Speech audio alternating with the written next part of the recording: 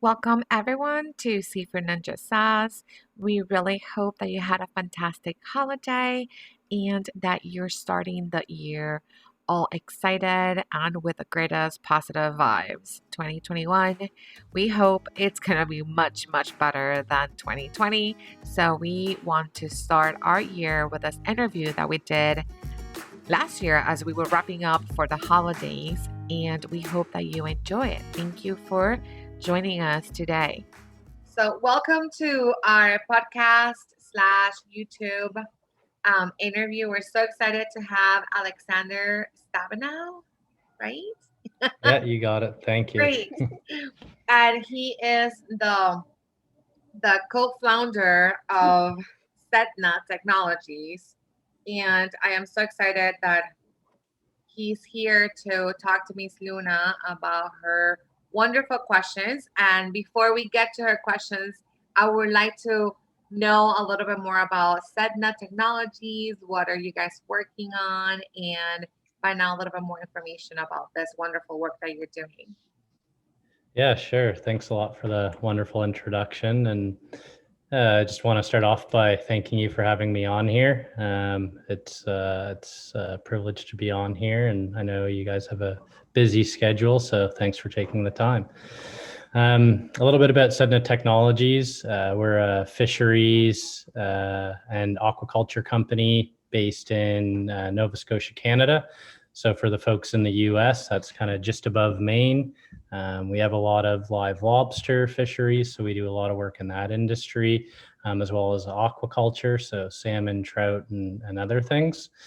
What we kind of focus on in terms of our technology and our software applications for the industry is we focus on traceability and condition monitoring. So that what that means is that we help companies make sure that their fish and products are being taken care of from the time they're caught in the ocean all the way through the supply chain. So we do everything from helping businesses manage their inventory levels, so how much fish they have, where that fish is going, and we use sensors to make sure that those fish are happy all the way through. Wow, that sounds fantastic. And we know traceability is so important because we want to make sure that we are aware where our seafood's coming from. So this work is really great to kind of help facilitate that information. And some of the fisheries that he's working with and some of the products are like some of your favorite, right? Yeah. Salmon's one of them.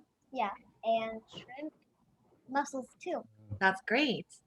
So should we have some questions like you have here on the first one? What is a bivalve? Very important. Okay, What is a bivalve? bivalve. So I actually had to do some research on this one. But what I found is that a bivalve is like a mollusk. So something that's like a filter feeder, kind of like, do you know what a scallop is, Luna? Like a shellfish. Yeah, scallop, sorry. Yeah, now that you said something about a shellfish, I actually think I have a picture of it in my mind. Yeah, we eat scallops at home. So I'm sure you've seen it, Yeah. George he cooks them with like the bacon around it and we eat it with pasta. So you've definitely seen scallops at the house. Yeah.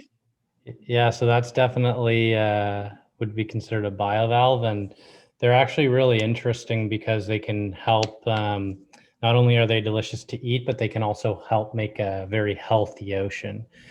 So they can, help remove CO2, and help oxygenate the ocean. And they can be farmed as well.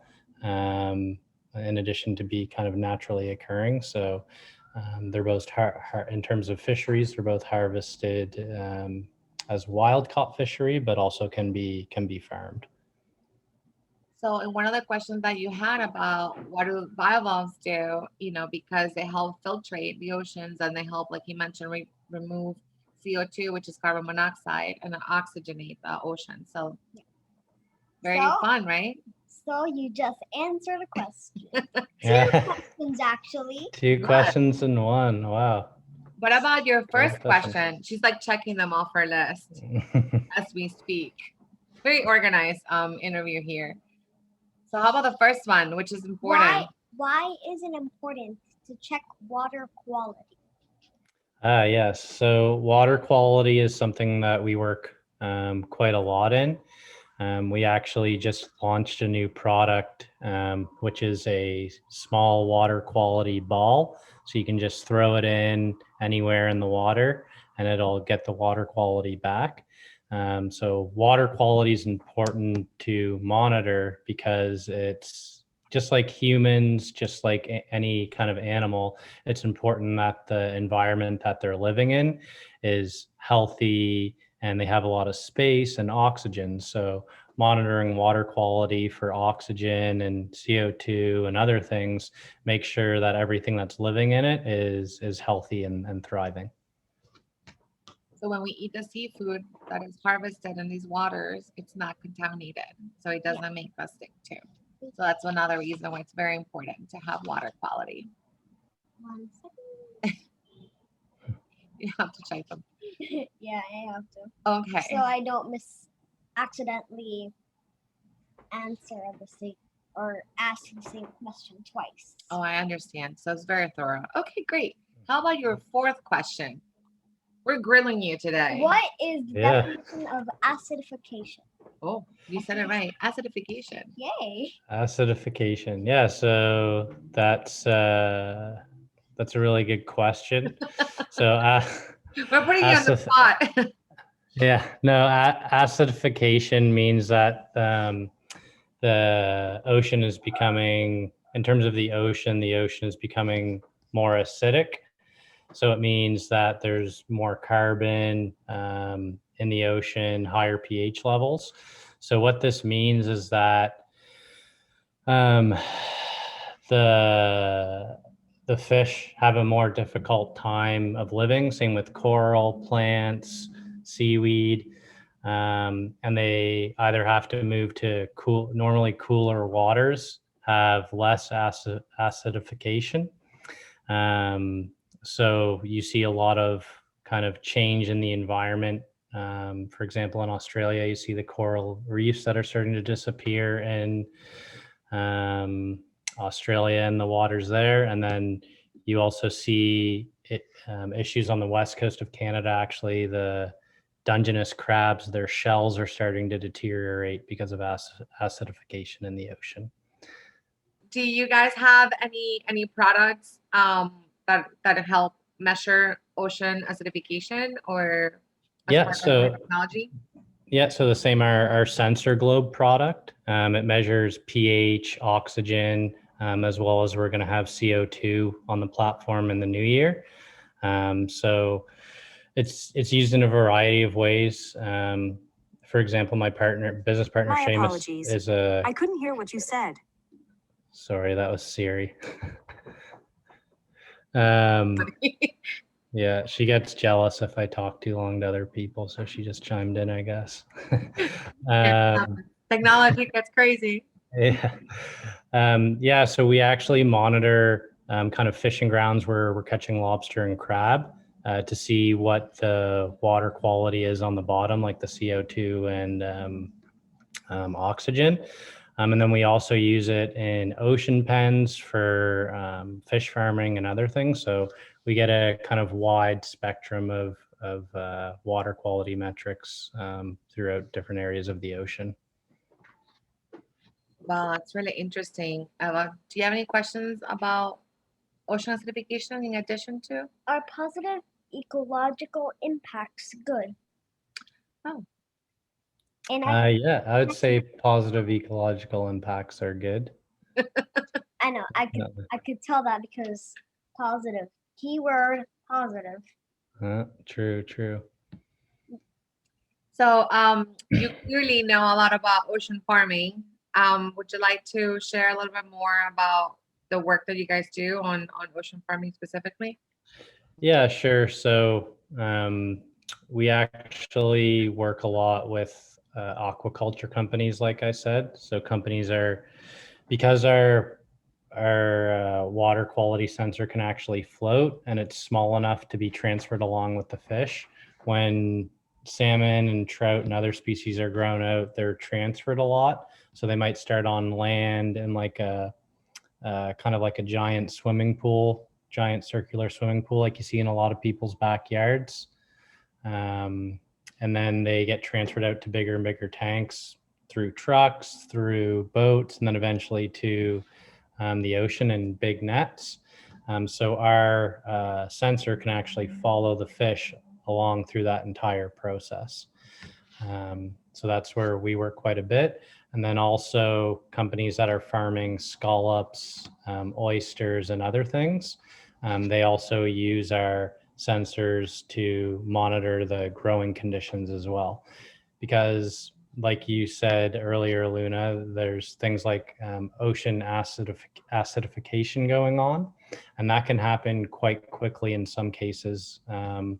So knowing when the water quality metrics change and how to better manage the farms with those insights from the sensors is a lot of work that we do.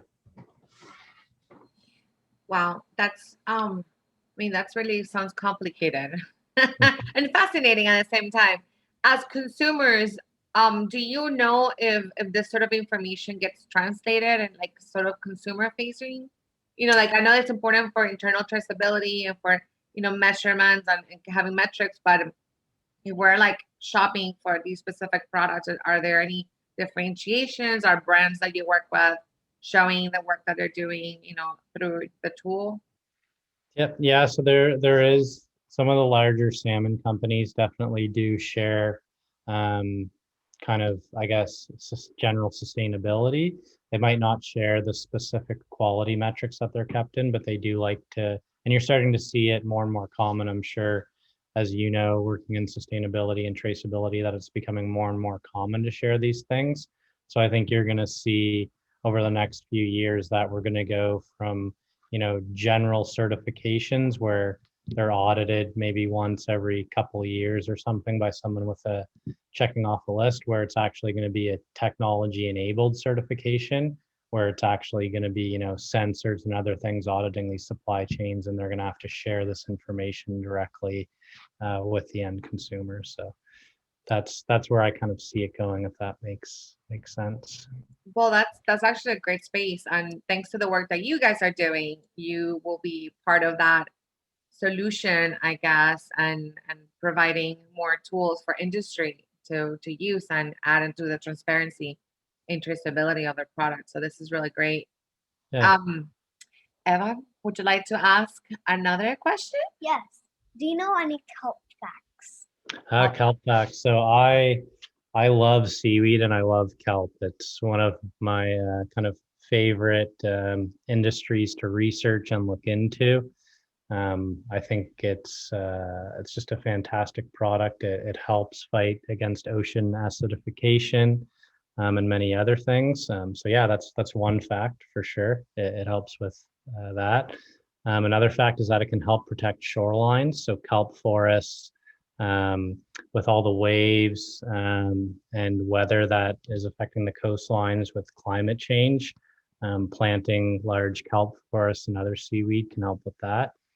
It's really healthy, so it's used in a lot of, I guess, nutraceuticals is the word. So like vitamins and supplements. Do you take your vitamins every day, Luna? Yeah. You do? Okay, that's good. Well, maybe you'll get some kelp vitamins here soon. It has to be like gummy bears or something for Yeah. them to have it. Kelp gummies. But yeah, in general, it's very, very healthy. And you can even, I'm not sure about kelp specifically, but various seaweeds, they're starting to make fuel out of it. So instead of fossil fuels, they're making fuel out of seaweed. Yeah, I didn't know that they were doing that. I know that I mean, I haven't used kelp like specifically, but I've used the North Atlantic species of seaweed to make seaweed pasta, which you have tried, Miss Eva, Oh, Yes, good. I have tried seaweed pasta. which was actually very, very surprisingly good. So she got her rich nutrients out of the pasta, so that's always nice. Oh, Yeah. nice. Man, this is such an interesting conversation. Um, do you guys work with kelp farms as well, or is that like in the horizon? Yeah, so not yet. I mean, we're a pretty young company. We're only 3 years old, and we've only had products in market for 2 years. But that's definitely a space I see us, working in the near future, especially as more and more positive information gets out on the benefits of it. And I think it's going to be, a pretty common and natural thing for governments and communities to start investing in seaweed production. Great. Well, see, you're not as shy today, so that's good. You're getting used to this. Okay, so my next question is, how many sustainable fish can you name? Gee, sustainable fish, that's a good question. I would say for wild caught fisheries, it would be like halibut, there's some salmon, some tuna. It's difficult because it's also depends on where you are in the world. Because some countries manage their fisheries a lot better because they know that there's only so many fish in the sea and we can't fish them all at once. And then you have people farming certain species. So salmon is really sustainable because we can farm a lot of it and we don't need to harvest as much of it. Where you see, have you eaten mackerel or herring or any of those types? Not yet. But I And always eat salmon in my pasta. yeah, I love It's very salmon. delicious. I'm with you on that one, Luna. I'm a big salmon fan over here. But yeah, so then there's other species like mackerel and herring where they're actually starting to regulate it more and more in North America because they're finding that the stocks are declining. So, but halibut, salmon, trout, those are all farmed, so they're very sustainable.